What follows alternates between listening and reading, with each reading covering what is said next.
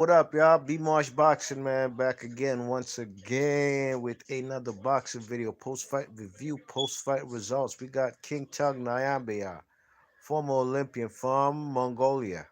About 12 and 2, coming in fighting against Zakaria Lukas, man, up out of Namibia. You know what I mean? I think this was his first time fighting in the United States. Has only one loss on his resume. And he came into this fight on another 10-minute, I said 10-minute. The man came in as a late minute replacement. You know what I mean? The man came into this fight with a 10-day notice to get in shape, and he comes into this fight and he's a game fighter. You know what I mean? Now King Tug Nyambi is a guy we've seen on our television screens, and he started off well. You know what I mean? Pumping his jab, going to the body. King Tug Nyambi is a guy who definitely invest into the body bank so it could later pay dividends. You know what I mean? So he was going to the body. But this guy's a good puncher, you know what I'm saying? Yeah, this guy's a good puncher.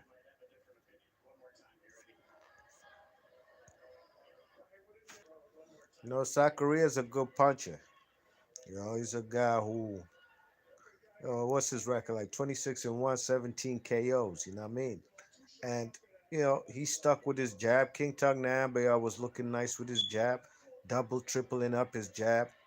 And even caught the man in the in the earlier rounds, I believe in round four, with a vicious left hook, or maybe round three, that almost took the legs under the man, Sakarias, Lukas. You know what I mean?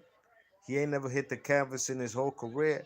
He maintained, he stayed on his feet. But the first four rounds, I gave it to King Tugmayambe. You know what I mean?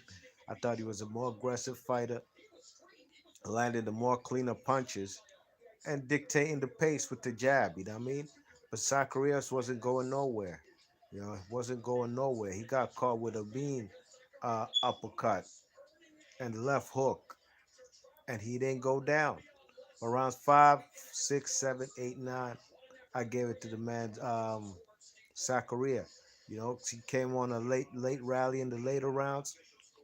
Staying in the pocket, wasn't really on his movement, no perpetual movement, no lateral movement.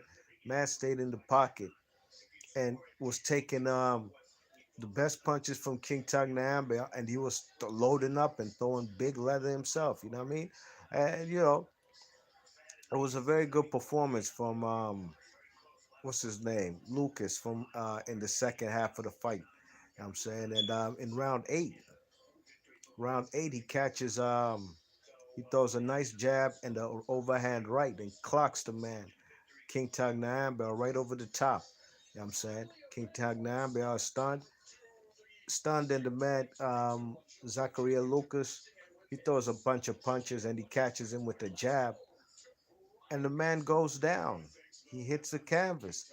Referee didn't rule it as a knockdown. I was quite disappointed in that round eight. That should have been a 10-8 round for Zachariah Lucas out of Namibia. You know what I'm saying? Round nine, I gave it to Zacharias, but round 10, I gave it to King Tug. So overall, I thought King Tug in the 10th round, you know, he took the fight to the man, Zachariah Lucas. You know what I mean?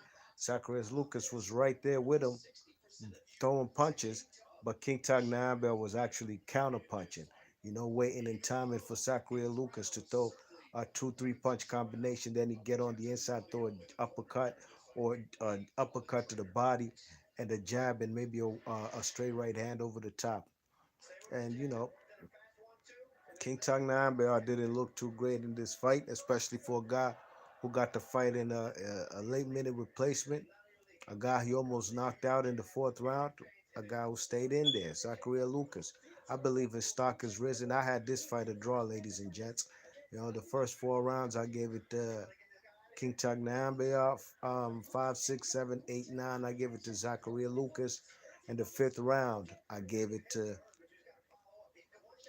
King Tug out of Mongolia. Now, the judges had this fight 96-94 in favor of Zachariah Lucas, 96-94 in favor of the man, King Tug Nyambayar, and the final judge had it 95-95. So they had this fight a draw, and that's how I seen it too. I thought that was an accurate score, you know what I mean? And even with a draw for Zachary and Lucas, it's almost like a victory, considering, it's the best opponent on his resume. Man took this fight on a late minute replacement, so maybe we shall see him back in the ring as of King Tug, a guy who's got two losses probably in the last 2 years. His last fight, he lost to the man, I believe that was last summer, Chris Colbert, Lil B Hop, or Prime Time out of Brooklyn. It was a good young fight at 130.